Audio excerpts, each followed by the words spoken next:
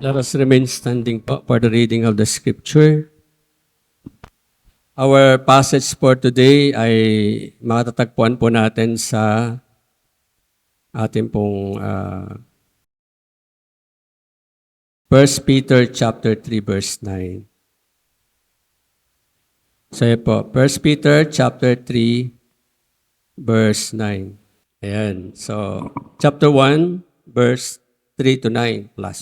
Blessed be the God, the Father of our Savior Jesus Christ. According to His great mercy, He has caused us to be born again to a living hope through the resurrection of Jesus Christ from the dead, to an inheritance that is imperishable, undefiled, and unfading, kept in heaven for you, who by God's power are being guarded through faith for a salvation ready to be revealed in the last time. In this you rejoice, though now for a little while, if necessary, you have been grieved by various trials, so that the tested genuineness of your faith, more precious than gold, that perishes though it is tested by fire, may be found to result in praise and glory and honor at the revelation of Jesus Christ. Though you have not seen Him, you love Him. Though you do not now see Him, you believe in Him and rejoice with joy that is inexpressible and filled with glory, obtaining the outcome of your faith, the salvation of your soul. May God bless the reading of the Word. Tayo po ay makakaupo. So, our message for today is entitled, Christ, Our Living Hope. No?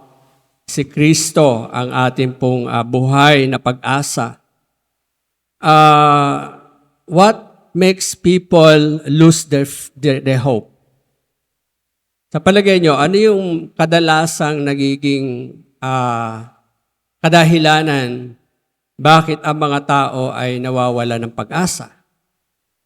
So, when our focus is, yung attention natin is focused on the situation, at kapag nakita natin, halimbawa sa bansa natin, kapag nakita natin yung kalalagayan ng bansa natin, yung nangyayari sa liderato, nakapokus tayo doon sa nangyayari, nalulose hope ang mga Pilipino na saan papunta ang ating bansa.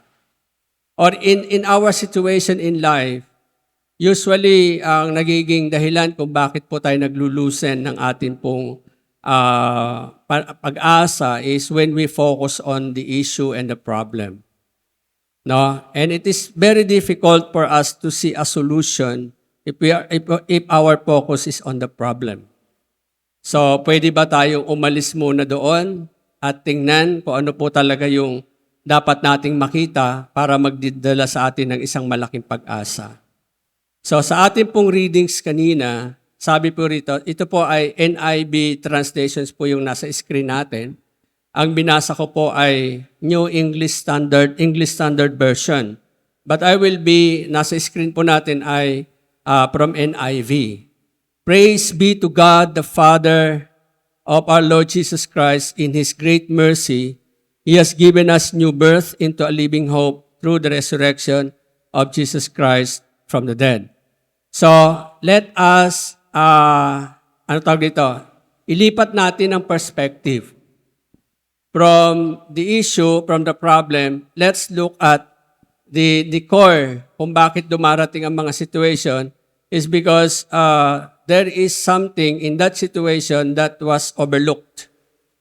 Na hindi nakikita.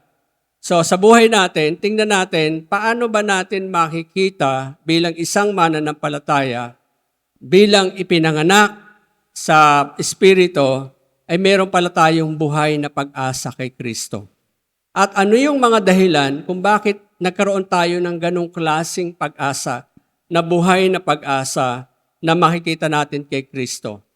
Yun po yung aking ibabahagi na nawa paglabas natin, ay yun yung dala-dala natin despite of what is ahead of us that is unknown to us, There are certain things that is unknown to us, but there are uncertainties sa paglakad natin sa buhay, puro uncertainties. So tingnan natin, ano ba ang dapat nating dalahin kahit tayo lumalakad sa mga uncertainties in life. Let us pray.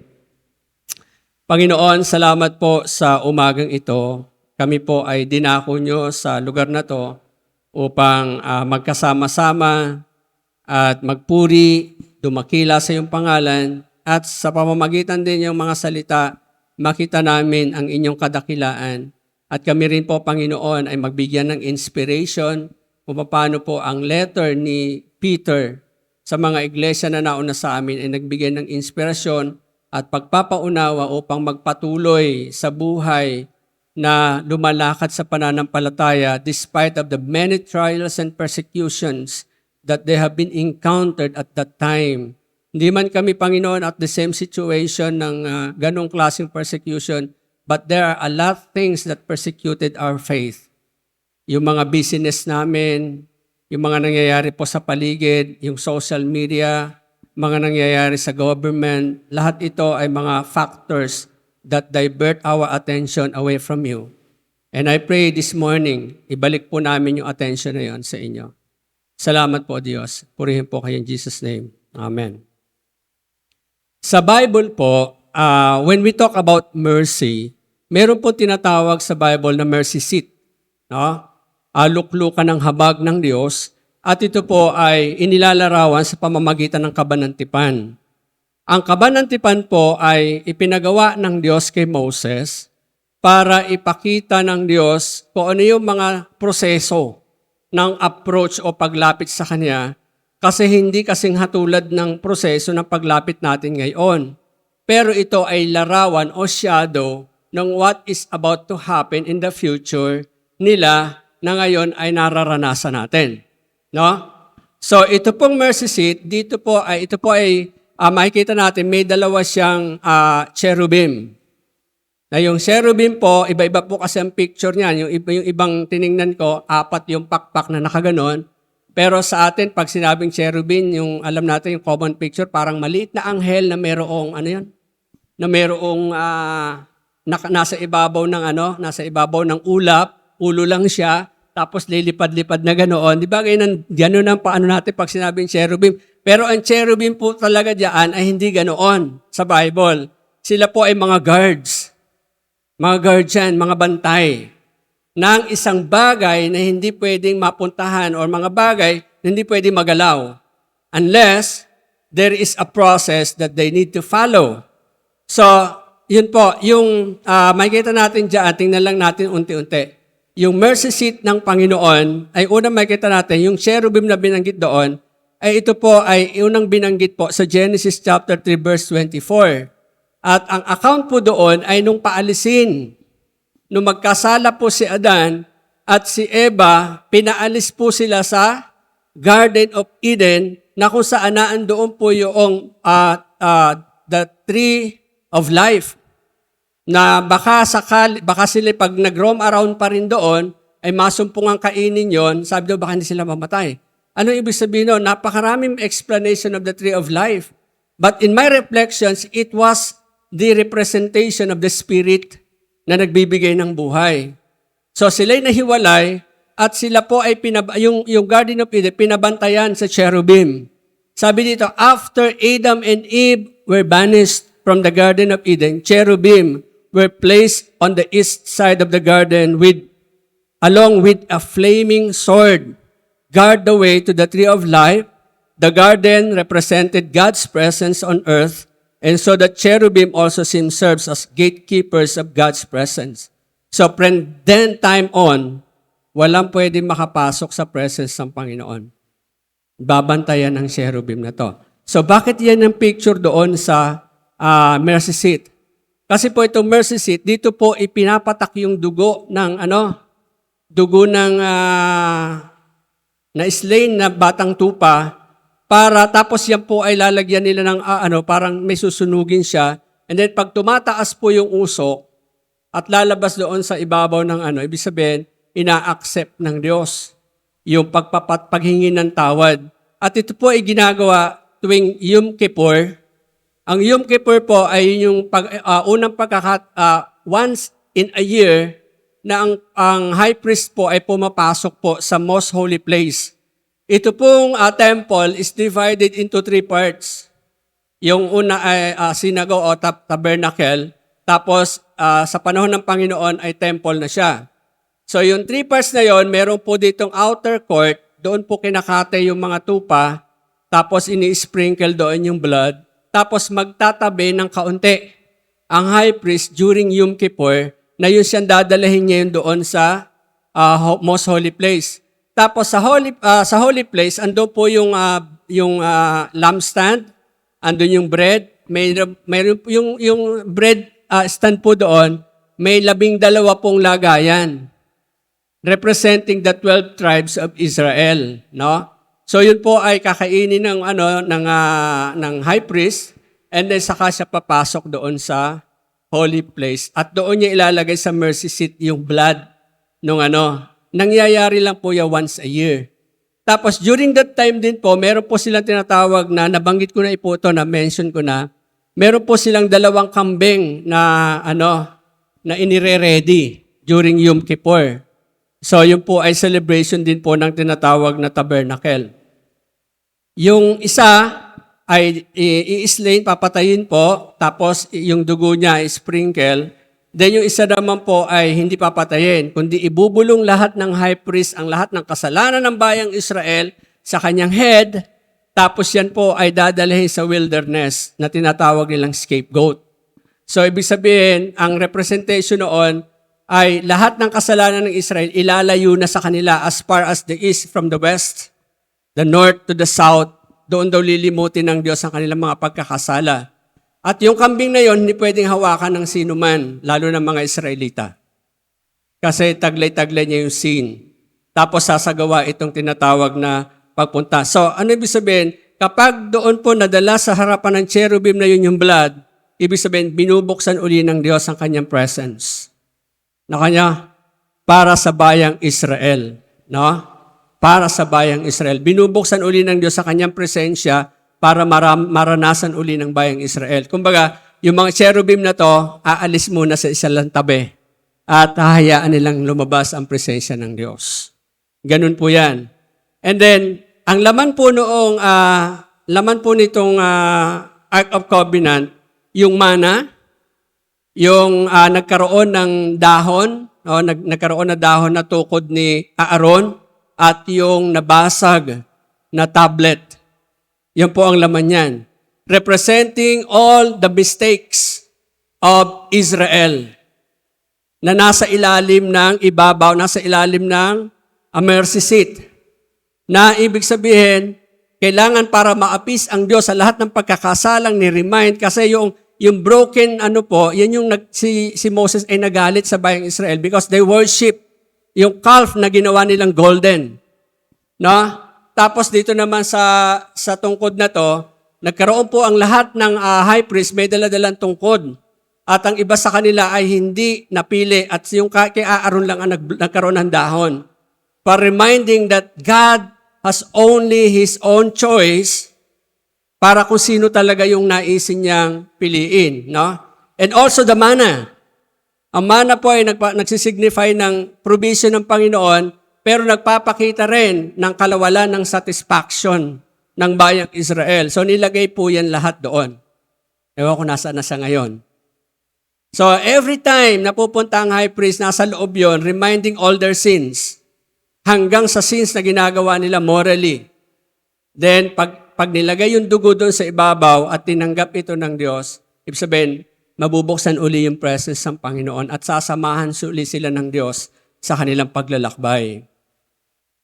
So ngayon, yung mercy seat na yon, hindi na siya applicable sa atin kasi meron nang inilagay doon at yung mercy seat na yon, sabi dito, paliwanag ko lang, the lead was made for the ark.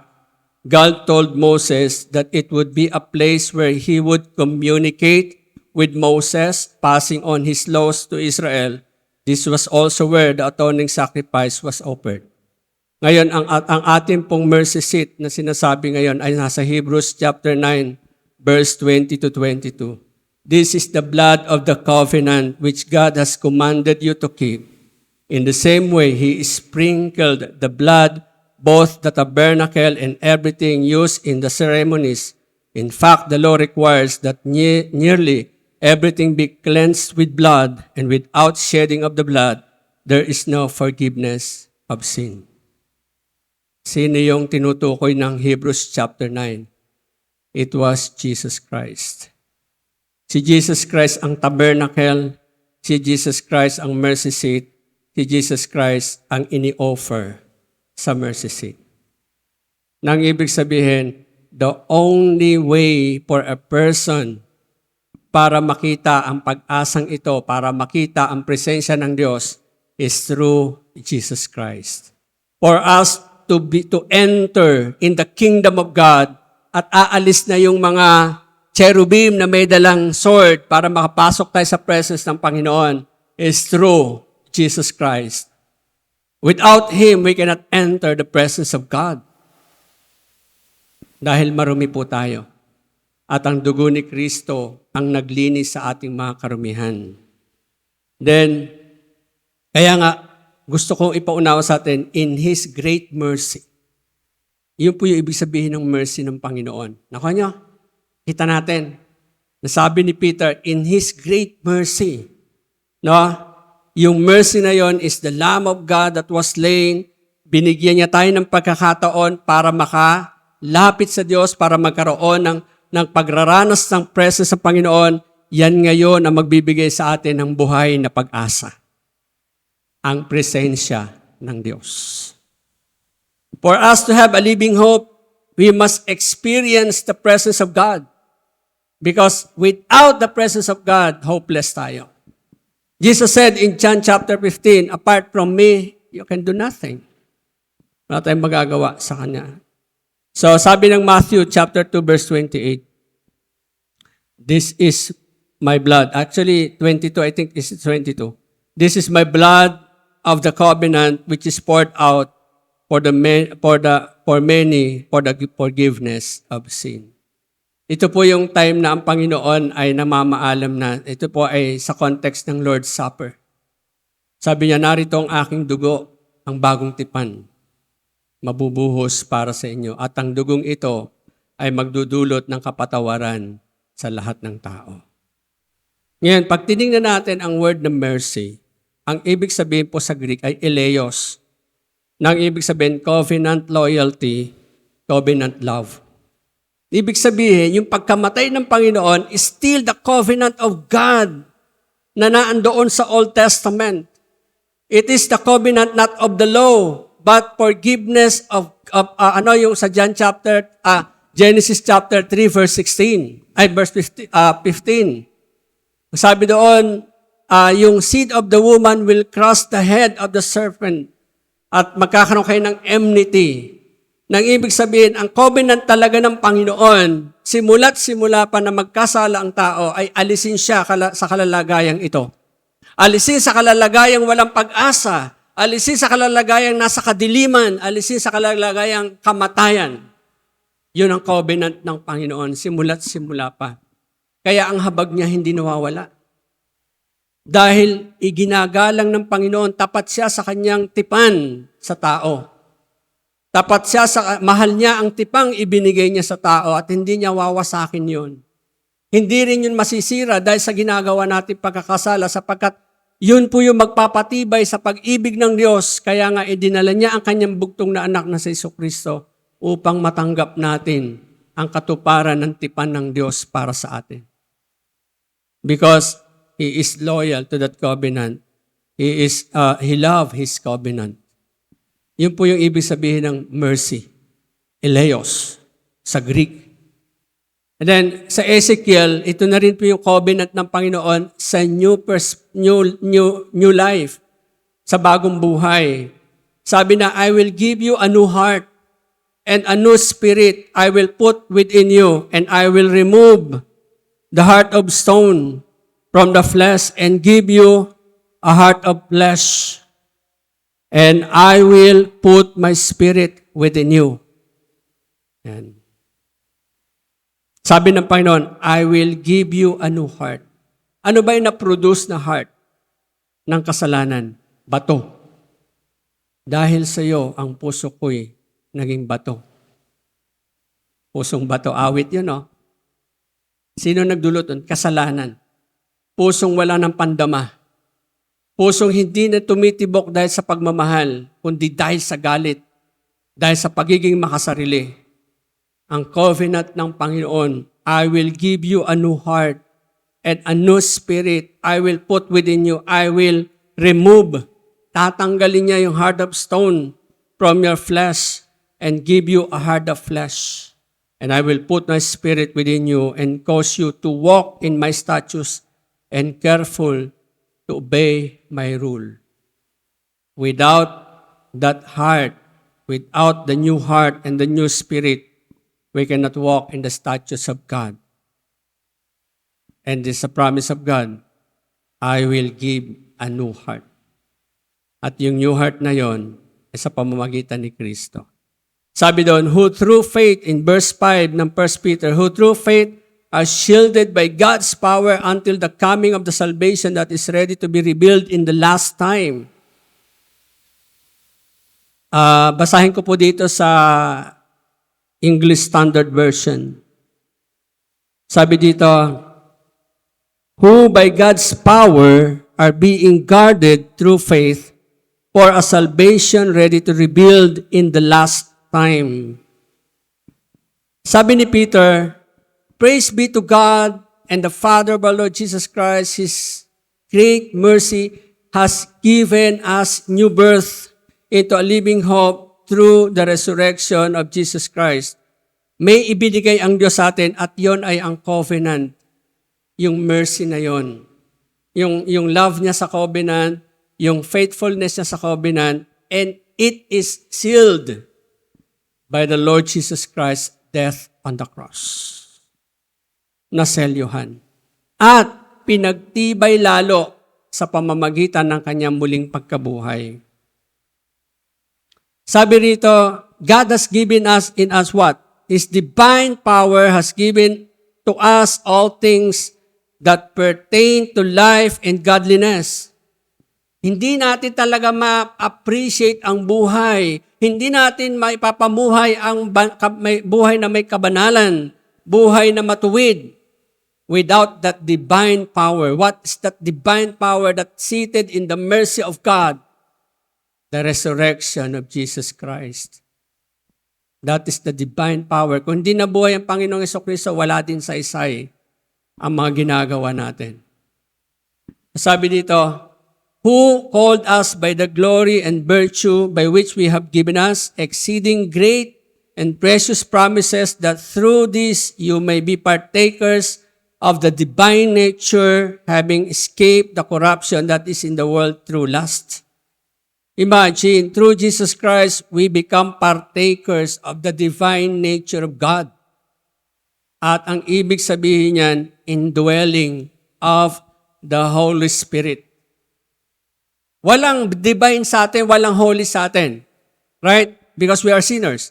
But because of Jesus Christ, yung faith natin sa Kanya with great mercy, ibinigay ng Diyos sa atin ng Espiritu Santo so that we become partakers of the divine nature of God. Kaya ang tingin sa atin ng Panginoon, through Jesus Christ, we are holy. We are blameless. We are justified. We are hindi na tayo, ang tingin ng Diyos sa atin, hindi na sinner, kundi anak niya. Hindi nakaaway, kundi kaibigan niya. Yan ang tingin ng Diyos sa ating mga mananampalataya. Because we partake the divine nature of through Jesus Christ. No? Now, sabi diyan, by great mercy of God, He has given us new birth. Salvation is a gift of God's mercy. Hindi po tayo maliligtas kung wala yung love ng Diyos sa Kanyang covenant. Kung wala yung katapatan ng Diyos sa Kanyang covenant. Ang bayang Israel naliligtas sa kanilang katigasan ng ulo dahil sa pagmamahal ng Diyos sa tipan niya na ibinigay sa bayang Israel. Dahil sa katapatan niya sa Kanyang tipan, sa bayang Israel. Kahit na paulit-ulit ang kanilang pagkakasala, hindi binabawi ng Diyos ang tipan because that is part of His nature that He is not changing. No?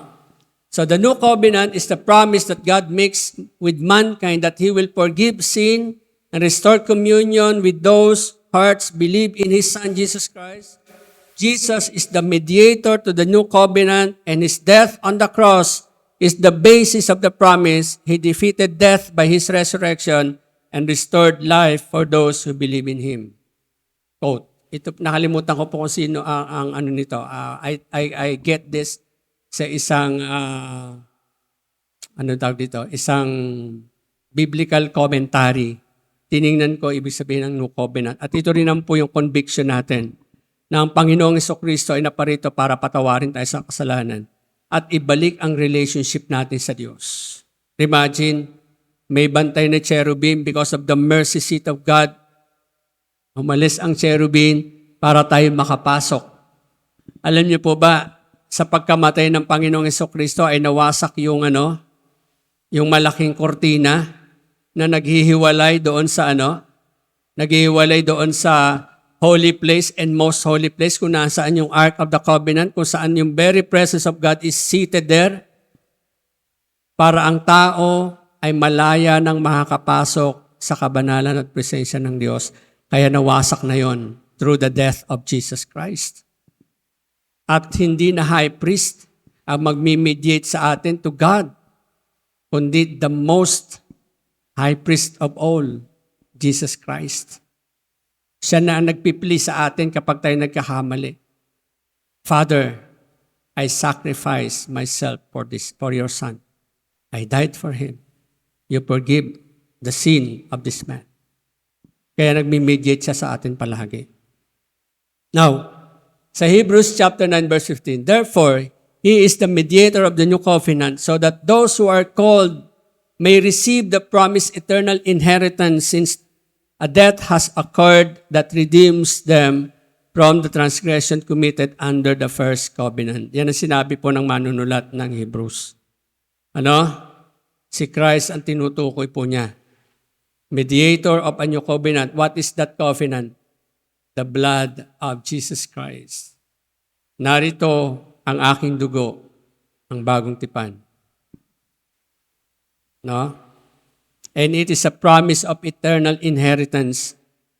Kaya may kita natin doon, pinakita dito, sabi uli ni Peter sa verse natin binabasa, praise be to God the Father of our Lord Jesus Christ. In His great mercy, He has given us new birth into a living hope through the resurrection of Jesus Christ from the dead. Ang new birth po doon, born again ang gamit dito. Ano ba pagkaintindi natin sa born again? Sometimes we think of born again as a religion. Tama?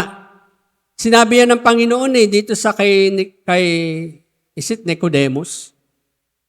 Sabi niya, unless you are born again, you cannot enter the kingdom of God. Paano yon? Papanganak uli ako ng nanay ko sa laking kong to? No, you must be born in the Spirit. Water and Spirit. Ano mabig sabihin noon? Tiningnan ko yung kahulugan, yung sa Greek niya, anagenao. Hindi ko alam kung tama yung pronunciation ko sa Greek. Sana walang Grego rito. Ang ibig sabihin po niyan is thoroughly to change the mind of one so that he lives in a new life and once conformed to the will of God. Yun palang ibig sabihin ng new birth. Thoroughly change of the mind para makapamuhay siya ng bagong buhay at naaayon sa kalooban ng Diyos. You cannot be born again without Jesus Christ. You must be born again. And through this, you can see the life that God has given you at that life is a living hope. Kaya makakapamuhay tayo pag nabago yung isip natin.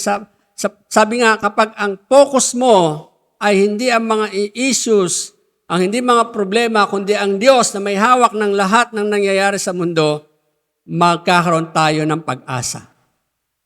Tama. Buhay ang pag-asa natin kasi alam natin ng Diyos ay buhay at makapangyarihan.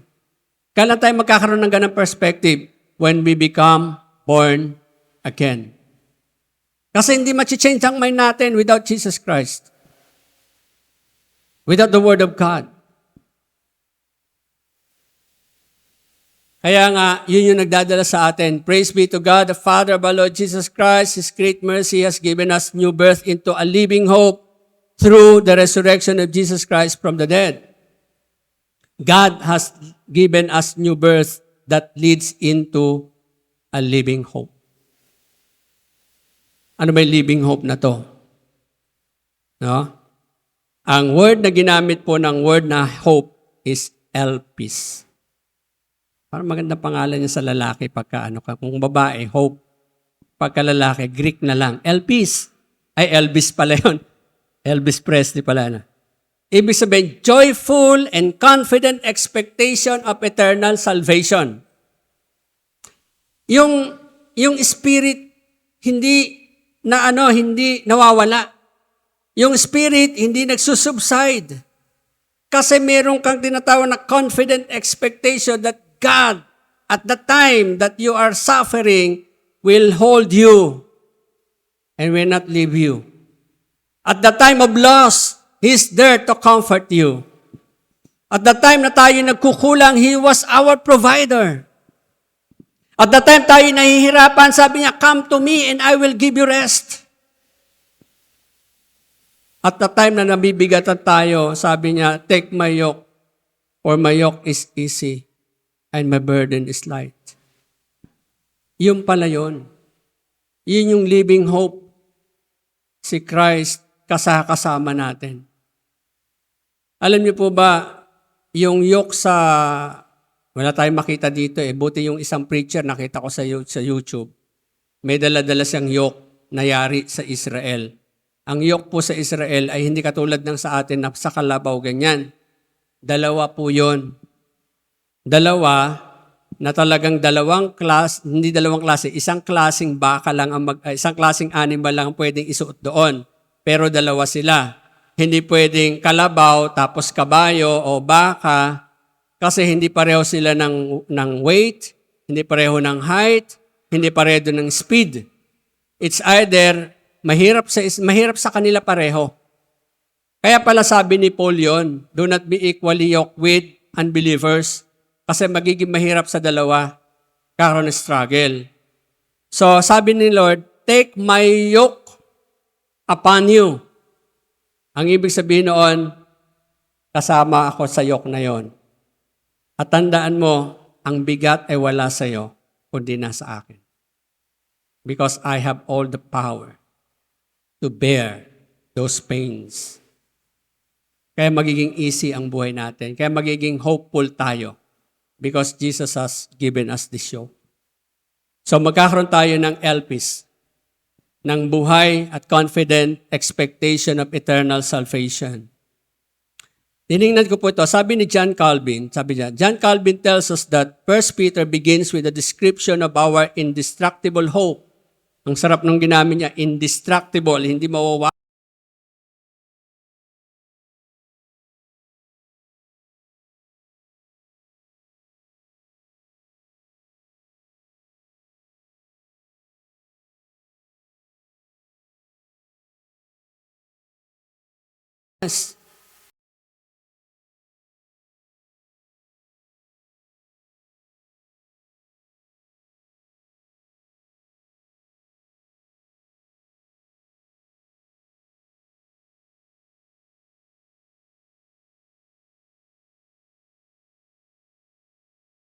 Granting us this living hope.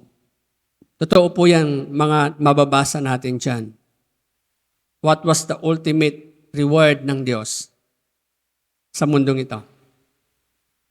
I will be with you. I will not forsake you. I will uphold you with my righteous right hand. I will embrace you. Yan po yung dala-dala natin through Jesus Christ. And it becomes alive in us kahit anong harapin natin sa buhay. Alam nyo, yan yung dulot ng born again. Kaya pag hindi ka pa born again, sorry to say, hindi pa natin makikita ang malaking pag-asa na to.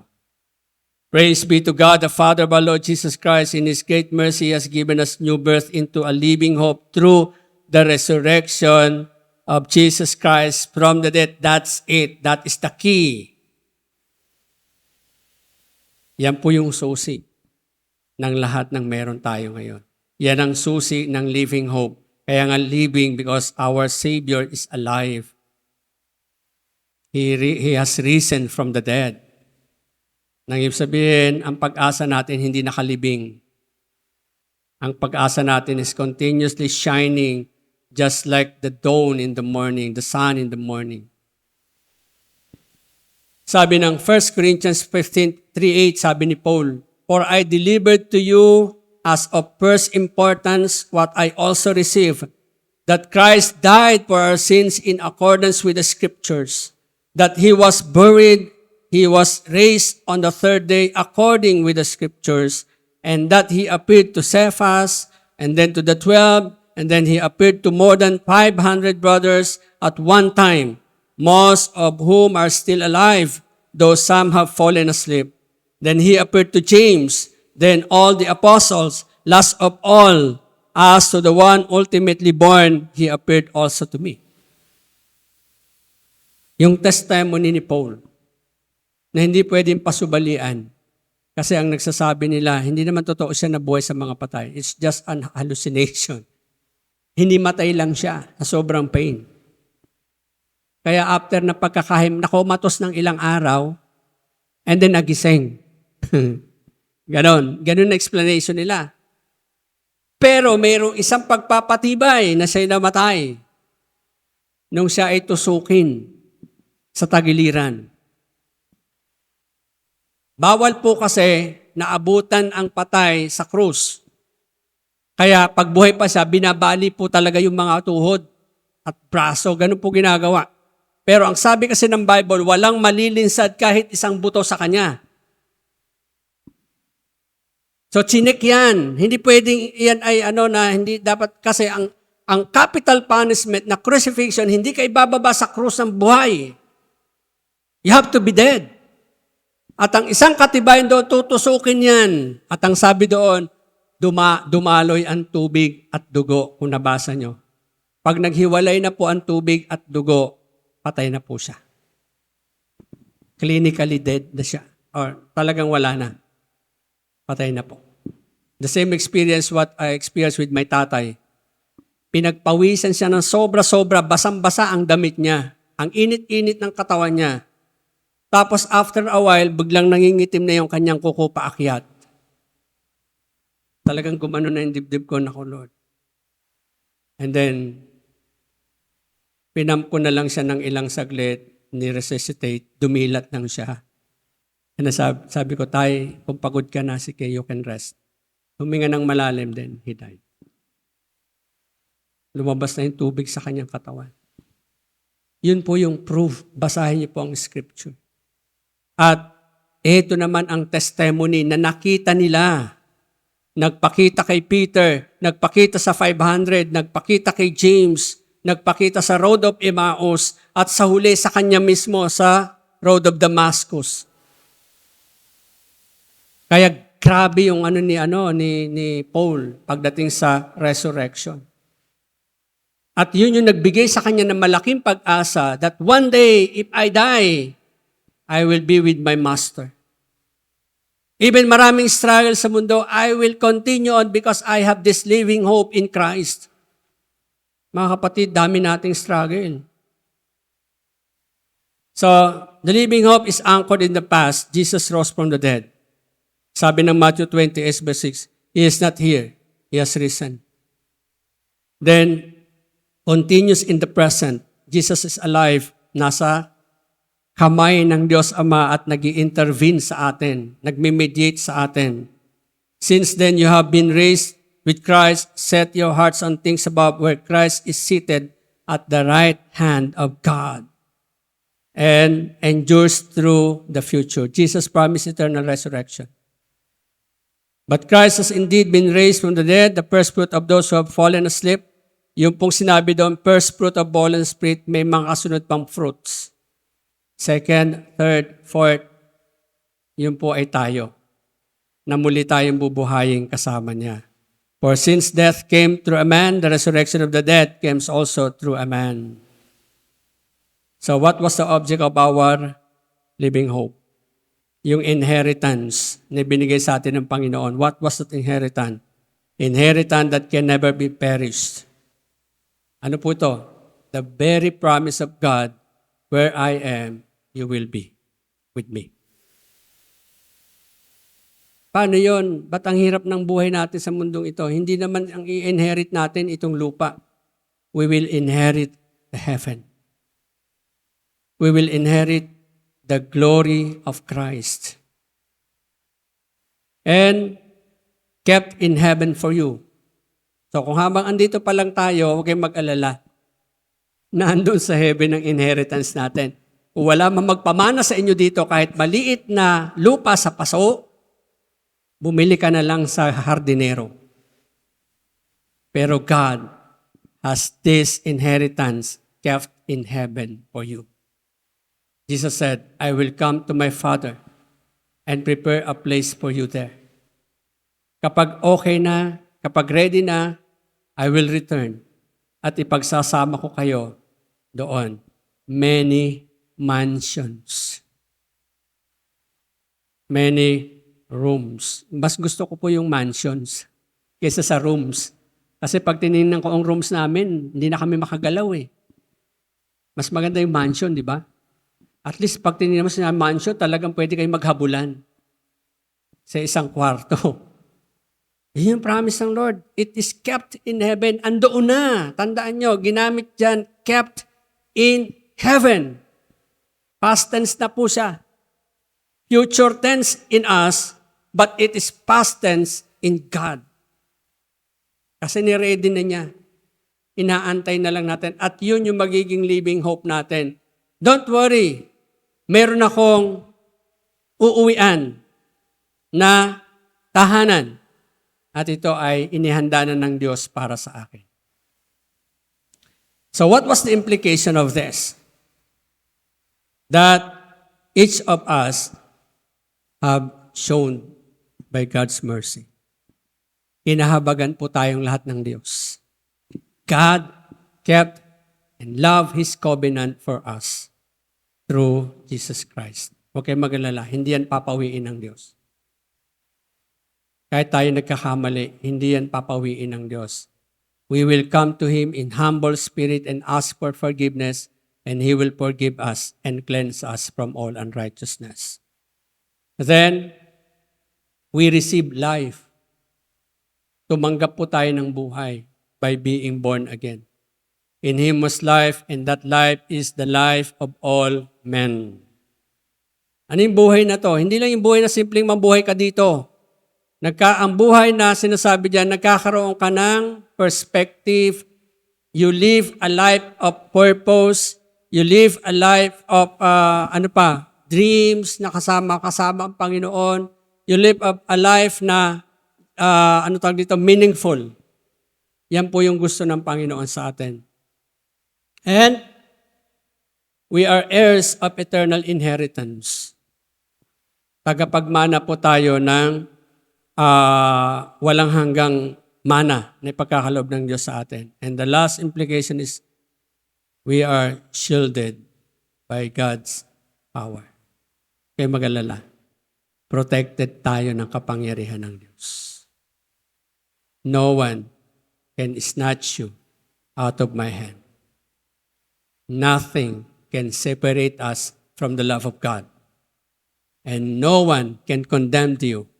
Kasi sabi ni Paul sa Romans chapter 8, there is therefore now no condemnation to those who are in Christ Jesus.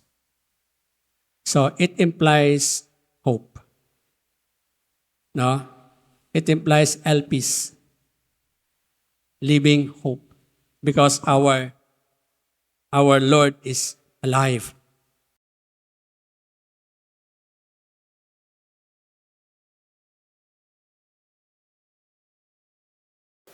Though now for a little while you may have had suffer grief of all kinds of trials.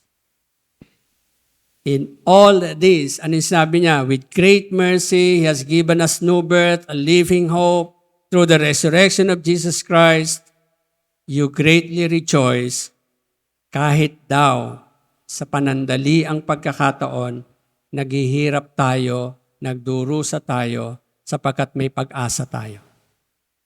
So, saan tayo titingin? Sa suffering? Sa grief? No. We look unto Jesus, the resurrected Christ who is alive. And because of this, doon sa naranasan natin, yung living hope na na kay Christ, tandaan natin, we can approach the throne of God through Him. We can enter to the presence of God through Him. We can experience yung pakikisama ng Diyos through Him. And we can experience the abundance of God through Him. Without Christ, lahat ng sinabi ko, wala. Pero with Christ, lahat ng sinabi ko is for us. Amen? To God be the glory. Let us pray. Panginoon, salamat po sa message na dinala niyo po sa amin through your Apostle Peter na alam niya kung ano pong ibig sabihin ng suffering. Alam niya kung paano po maghirap sa kalooban dahil sa pagtalikod sa inyo.